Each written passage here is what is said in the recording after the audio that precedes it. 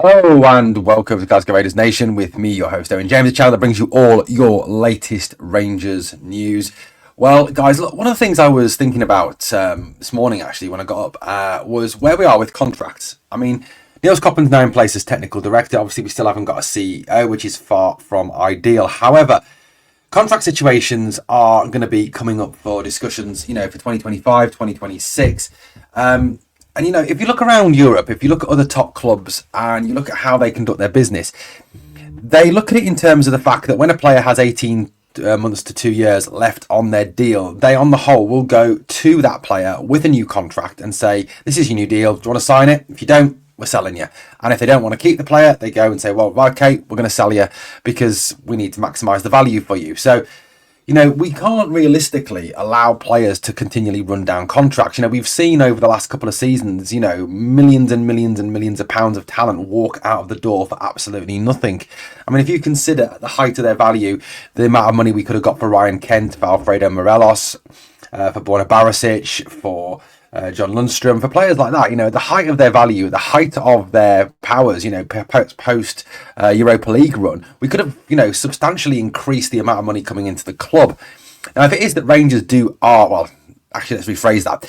If it's, the fact that Rangers are, as they constantly tell us, serious about setting up this trading model, and sent, absolutely serious, actually, sorting out income revenue streams into the club and seeing the player trading model as the best way to get money into the club, then they've got to start looking at contracts seriously. Niels Koppen will have this in his inbox. Obviously, he is slightly hamstrung. I mean, we are looking at a situation where with no chairman and no CEO, getting people to sign off on new contracts is going to be very, very hard. But in effect, it's becoming a ticking time bomb with, the number of players out of contract in 2025 been substantial, the number of players out of contract in 2026. And then beyond that, so those 25, 26 players we really need to be looking at now. Obviously, the 2025 players are the absolute vitals. Come January, they can start talking to other clubs. The 2026 players, obviously, once they get into the last 12 months of their deal, their value is substantially reduced. You are in a situation where when a player does enter those last 12 months of his deal, his value is not as high as it was 12 months ago, 2 years ago, because of the fact that clubs understand that all they've got to do is wait a year and they get that player for free. So, it is, well, not free, I suppose. They've got to give them a signing on fee and a bonus and everything, but they don't have to pay the other club as much money as they may have had to pay them, with a transfer fee. So let's have a look at the Rangers' current contract situation. So 2025 contracts. Now, we know that Václav Černý is on a year-long loan. There is no option to buy. There is no obligation to buy on that contract. We paid a £1.5 million loan fee to borrow Černý from Wolfsburg. So obviously, when it comes to Černý, that will be a decision we need to take at some point now, whether that's in January or the end of the season. Who knows? Personally speaking, Černý has improved a great deal, and he is making strides forward. Yes, in Europe, he looks a lot better than he does in Scotland. That may be something to do with the fact that in Scotland, he is often playing in front of James Tavernier. I think when he plays in front of Sterling or Casanwejo, he looks a better player because he hasn't got to constantly cover back. He hasn't got to slow down because he's got to wait for the diesel trainer that is James Tavernier to overtake him at vastly slow rates. You can see the damage that Tav's doing to this team. But Černý is, I think, someone that Rangers will have to look at. Now, the obvious problem is, what is the fee that Wolfsburg will be looking at for this player? How much will Wolfsburg want for Václav Černý? Now, if he has a good season and continues, in the vein that he's doing at this moment in time and scores goals, then it automatically raises his value. That's the way it works, unfortunately. Václav Černý currently has a value around about £6 million. That's his transfer market value. Now, I would dare to suggest that at 6 million, there is absolutely no way that Rangers could afford that at this present moment in time. So that's a situation we do need to look into. Obviously, Oscar Cortez will be staying. We know that. He's an obligation to buy. Casanwejo, I'm going to deal with the loan players first. Again, he is on a loan. Whether or not he signs on a permanent basis, again, is up for debate. So that, again, is a decision we need to make. Now, the players that we do own, we have to make decisions over. Perhaps the biggest of all of the 5 that are out of contract again at the end of this season is Tom Lawrence. Tom Lawrence is 30 years old. He's out of contract in the summer. You know, my worry about this is that, given the comments that has been made by Philippe Clement, you know, about missing Tom's defensive skills, missing Tom's this, missing Tom's that we will offer him a new contract. I think offering Tom Lawrence a new contract would be extremely silly and would be ridiculous. I mean, I think personally now, with in terms of Lawrence, with the injuries that he gets, with the fact that he's always missing, you know, a substantial number of games every single season, that it's time that he was allowed to leave. I mean, yes, unfortunately, he is going to leave for nothing if we don't obviously give him a new deal. But, you know, this is the situation we're facing. Alex Lowry is another one. I think he will be allowed to leave for nothing at the end of the season, which, again, considering this is a player that's come through the academy that we've invested millions in, is really, really bad business. You know, is really bad business from the club. Adam Devine, another one I think that will be allowed to leave. Another one who's been held back by James Tavernier.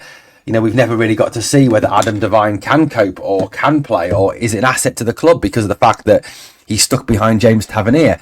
You know, I think, again, at 21 years old, he's going to be cast out into the football wilderness because he's stuck behind a cart horse.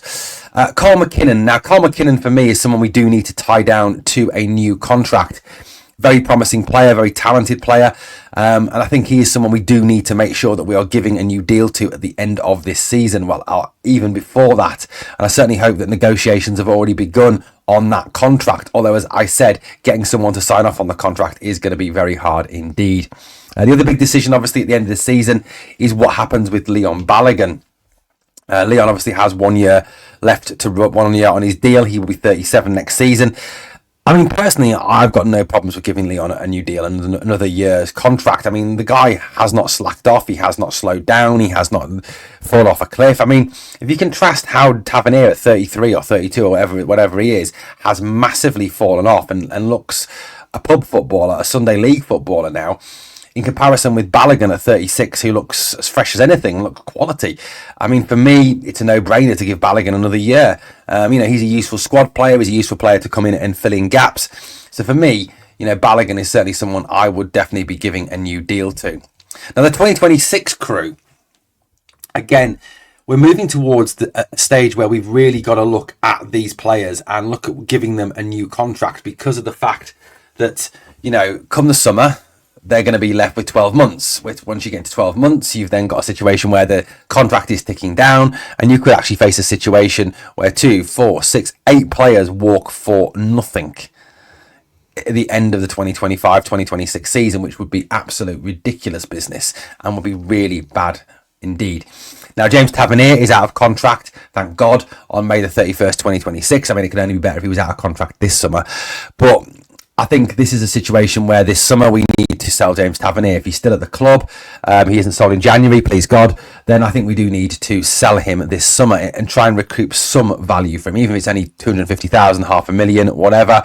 I mean, the guy's worth no more than a maximum of £500,000 at this moment in time. He is a very poor footballer.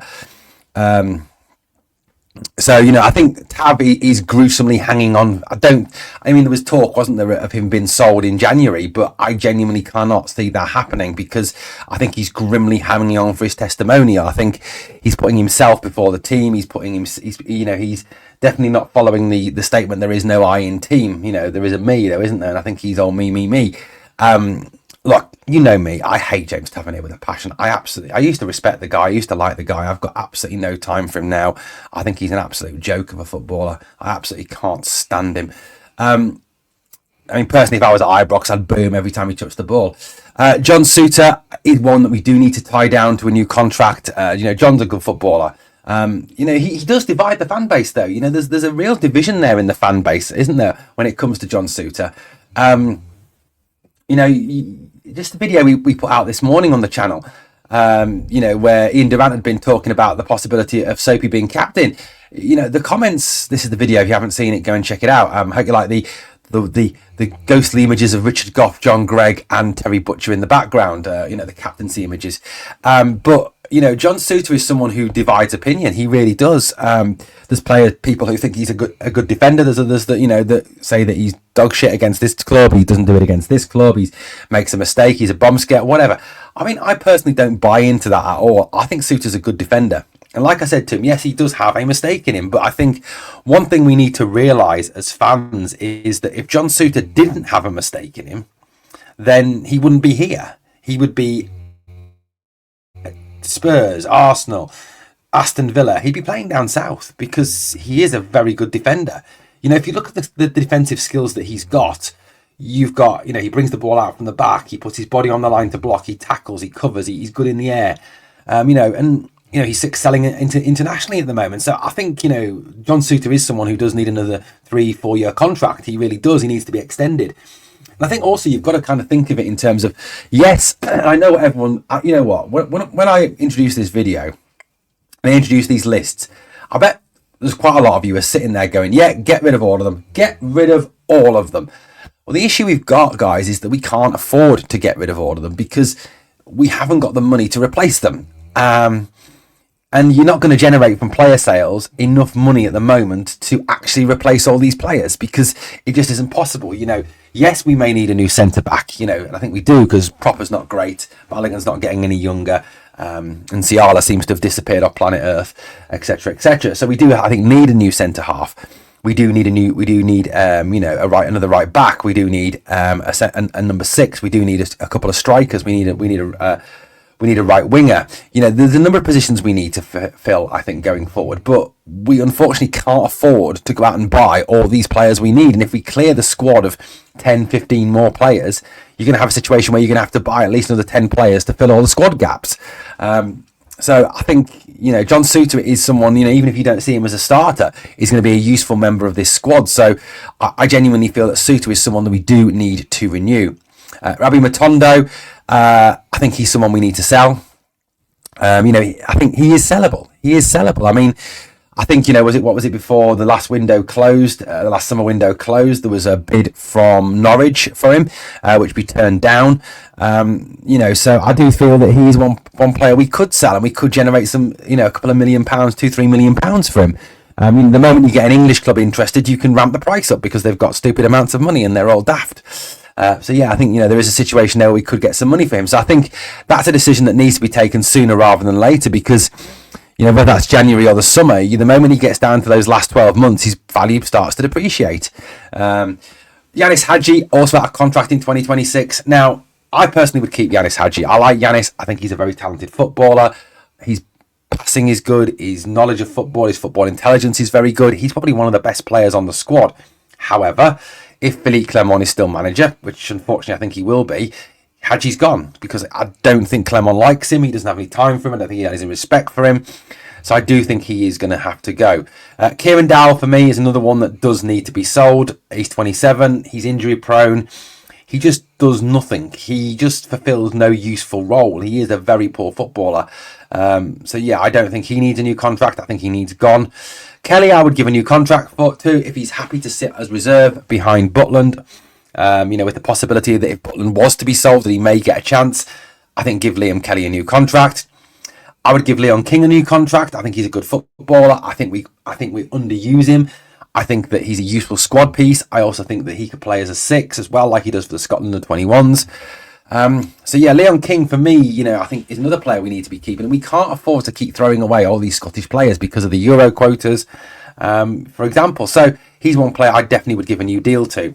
Robbie Fraser, another one who I think needs a new contract. I like Robbie Fraser and I don't get why he doesn't get more game time. Looks a good footballer. Whenever he's been called on for Rangers, he's never let the club down. He's played well. He's good going forward. He's good going backwards. He's clearly a leader. He was captain of the B team, captain of the under-18s, or captain of the 21s. So I like Robbie Fraser. I do think Robbie Fraser should be given a new contract. But, reviewing those 2026 guys, there are a number, like I said, who do need to have their contract situations addressed. And either they're sold in January, sold, at the start of the summer, or we have to give them a new deal. Like to the players I keep off there, Souttar, personally, Hadji, Kelly, King and Fraser. The rest I'd be quite happy to see go. Tavernier hopefully in January or tomorrow. Okay, so 2027 then. We come to 2027. Yes, we've got to hang on to the Nigerian nightmare until 2027. So this is a slightly less of a time bomb. This is something for, realistically next summer, 2025, because it's 2 years to go on the deals. So Nicholas Raskin is under contract till 2027, Yilmaz till 2027, Cyril Dessers till 27, Sterling, Butland and McCausland. Now, I think, come next summer, we need to be sitting down with Nicholas Raskin and his representatives and negotiating a new deal with him. And I think, like many of you may sit there, well, what's the point? He's not out of contract till 2027. Well, it's like I said at the start of the video. The moment you get down to the last 2 years, that's when you need to be taking decisions on contracts. You cannot allow players to enter the last 12 to 18 months of their deal, because that's when their value becomes massively depreciated and you don't get the true value of that player back. So I think Raskin is someone we do need to be sitting down with, we do need to be negotiating with. If you look at what he brings to the team, as I said on the video yesterday, we also did our first, just a reminder, we did our first podcast targeted at the Canadian and American Bears last night. I was live at midnight last night. I was knackered. I talked about Nicholas Raskin and how good Nicholas Raskin is. I do think that he's come in, he's tried to make that 6 role his own, and he breaks up attacks well, he gets stuck in, he's got a bit of a nasty streak which Rangers have often been missing. He's got leather legs to get around the midfield, again something Rangers have been missing, particularly against Celtic, where we've been overrun time and time again. So look, Raskin for me needs a new deal. I think his passing's developing as well. I think he's a player who can get even better, a player who can improve even further. So for me, sit down with Raskin in the summer, get a new contract down. The next 2 I would sell. I would sell Ridvan Yilmaz. Look, nothing against Ridvan. I think he's a top player. I like Ridvan. He's a good footballer. But my problem with Ridvan is his durability. The fact that he's constantly injured, the fact that every season he's missing a substantial number of games because of injury. I really feel that that maybe a lot of that is down to the fact that he really isn't set up to cope with the rigours of Scottish football, with the 3 games a week, the physicality, the hammer throwers, etc., etc. So I'll be honest with you, as much as I love Ridvan, and look, don't get me wrong, I think Ridvan's a very good footballer. I think he's probably the best left back at the club. He really is. He's good going forward. He's good defensively. He's quick. He's got a shot on him. He's a good footballer. He's a very good footballer. But, if it is that we can generate some money for him by selling him back to one of the Turkish teams, who I think will pay £4 or £5 million for him, that is useful money to bring into the club that we can then reinvest into the playing squad. Cyril Dessers is out of contract in 2027. A reminder, he will be around 31 at that point. He ain't going to get any better. He's going to get worse. And there's not a lot of worse to get in Cyril Dessers. Cyril Dessers is, quite frankly, one of the worst centre-forwards in Scotland. He scores only against the weak teams. He's a flat-track bully. He can't trap a ball. He can't stay on side. He falls on his arse too much. He can't hold the ball up. He severely restricts Rangers' attack. The way we want to play, and the way that Clement wants to play, requires a centre-forward to be able to hold the ball up so that the 3 behind him can get beyond him. To break the low block, to break down. And part of the issue we're having with breaking the low block is the fact that Cyril Dessers can't trap a bag of cement. The ball bounces off him all the time. He is, quite frankly, one of the worst players I have ever seen wear a Rangers shirt. He is an absolute joke of a footballer. For me, he needs to go. And I would sell him this summer. I really would. I'd sell him in January if Atlanta United want him. I'd sell him as soon as possible. And if we can generate 3-4 million for him, then that's good business. Definitely good business. Dusan Sterling, I would definitely be extending his contract. He's a top player, quality player.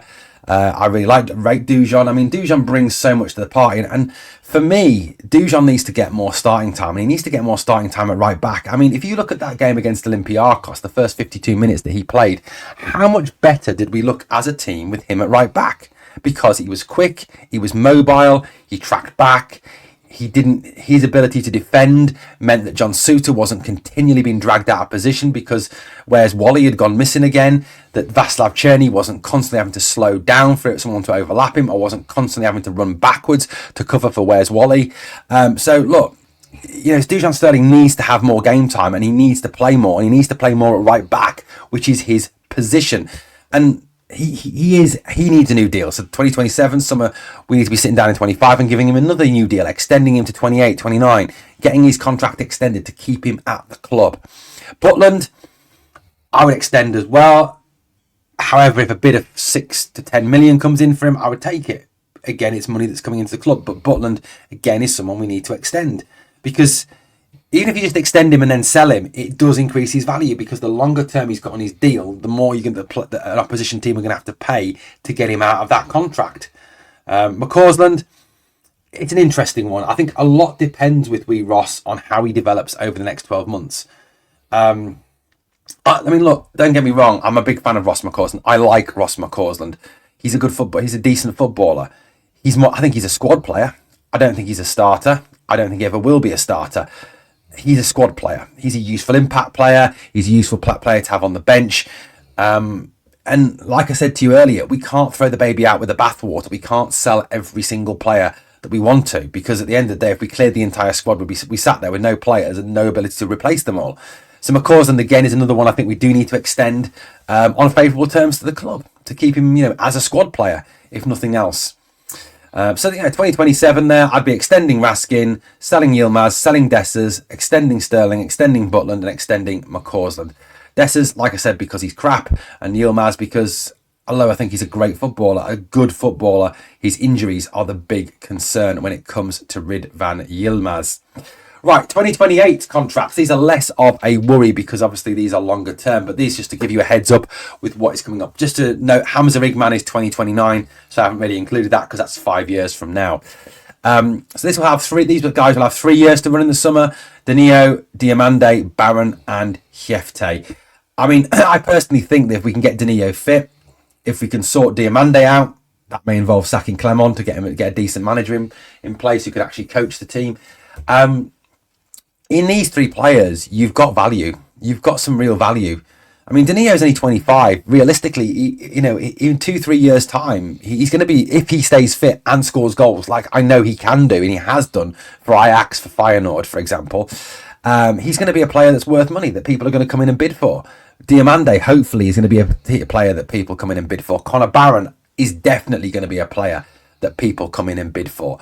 Connor Barron is fantastic. He's a top player. I think he'll become a regular in the Scottish national team. I think he'll only go from strength to strength in the Rangers team. And I think he's another player that will be worth a substantial amount of money in the future. Now, you look at these four names here. Hjefte, again, a guy we bought for 800 grand, a guy who's getting better, a guy who's improving. I mean, even if you contrast Hjefte pre-season to Hjefte now, yes, his defence isn't perfect. Then again, what Brazilian fullback has got perfect defence? I mean, even Cafu and Roberto Carlos, not that I'm saying for a minute that Hjefte is in the same class as those two. Even Roberto Carlos and Cafu, their defensive skills weren't the best. But he's getting better. He certainly is not, like I say, he's not brilliant. He's not the finished article yet at only 20 years of age. But if you look at his pre-season defensive performances to his defensive performances now, yes, whilst there are still mistakes, yes, while there are still errors, it is still better than what we saw pre-season. So that's a real positive. But these four here, I think are players that, like I said, if we can keep Danilo fit, are players that could really substantially help the transfer budget, could be part of that trading model that is so spoken about often enough by Coppen, by Clement, by John Bennett when he was chairman. You've got there, realistically, if, and this is the big if, they can stay fit and maintain form. I mean, you've probably got at least £6 to £8 million worth of Danilo. You've got, say, £10 million worth of Diamande if he develops, before someone shoots me down. A £15 million player in Baron, and probably a £10 million left back in Hjefte. So you're probably looking at somewhere in the region of over £40 million worth of money that we could bring into the club with those four players alone, if they stay fit, if they improve. Now, I think part of the issue with Diamande and with their continued improvement is around the head coach. I do think this head coach, this manager, Philippe Clement, makes players worse. I don't think he improves them. And that's part of the issue. And I think that we do need a manager who does improve them. As I said on the podcast yesterday, I would love to see someone like Ruud van Nistelrooy or Kevin Muscat come in. I think they would do a far better job and make a far bigger improvement in these players than Philippe Clement is doing. I mean, personally, I'm done with Clement. I really do think the guy is useless. I mean, I would support him if we were losing, but we were seeing progress in the style of play and progress in the tactics and improvement in all the players. We're not seeing that at all. So for me, and we can't, you cannot say that Clement has not been backed. He has been backed. He has had money to spend. He genuinely has. And I know what some of you are going to say is, no, you're talking rubbish, Owen. You're talking absolute rubbish. He hasn't been backed at all. He hasn't been given the funds to actually improve the team. Well, I beg to differ on that one. I really do. And I'll share with you why that is wrong, what you're thinking. Because, look, yes, he hasn't spent multi-millions because Rangers don't have multi-millions. They don't have the money we used to have under David Murray. We don't have Celtic money because we have Champions League football consistently. We haven't we haven't sold players for 25, 30 million like they've done. But look, if you look at this graphic here, this is transfer market, okay? This is on transfer market. It shows you what has been spent this summer. So €5 million, which is about £4.5 million on Diamande, €4 million on Bayrami, which is about £3.5 million, 3.2 million on Robin Proper, that when they saw us coming on that one, 2.36 on Hamza, a 1.5 million loan fee on Vaslav Cherny, 800,000 on Hjefte. Connor is not free. We will have to pay a tribunal fee for him. Liam Kelly, Clinton and Ciala were both free transfers. However, we would still have had to pay them a signing on fee and an agent fee. So there still would have been on costs with those players. The loan of Casanwejo would have again incurred a loan fee. And adding to that as well, of course, Oscar Cortez. Oscar Cortez would have incurred a loan fee. So in terms of money coming into the club, if you go back to the Beale season, which I'll show you in a minute, we brought in a lot more money at that point. Now, 2 million for Lammers, which is about £1.5 million, £590,000 for Cantwell, which is an absolute joke for a player as talented as Todd Cantwell, who is doing well in the English Championship. Scott Wright, 360,000. Then John Lundstrom was free, Borna was free, Ryan Jack was free, John McLaughlin was free. Connor Goldson was under £1 million. It was about 700,000 apparently. Robbie McCrory was about £500,000 with add-ons. So it's not a great deal we brought into the club. So if you look at his on cost, his spend, this doesn't include loan fees or signing on fees. This is raw data. So we brought in 2.95, spent 30. So we are 13.9, let's say €14 million, about £13 million in the red. That's probably going to be close to 20 million once you add in all the loan fees and everything else. So to say he wasn't backed is absolute pish. It really is. He was given money and he was given the money we have because we don't have a lot of money. As a club, we haven't got a lot of money. It's just a plain fact. We don't have a lot of money as a club. At this point in time, like I said, the days of David Murray is over. I mean, if you contrast that with the Michael Beale expenditure, I mean, it's not a great deal more. Beale spent 16.8 million, and yet everyone transfers, but so did Clement. There is very little difference in the raw data without the loan fees between what Beale spent and what Clement has spent. So we can't say that the Clement wasn't backed. It's just that he's not a very good manager. He's not he's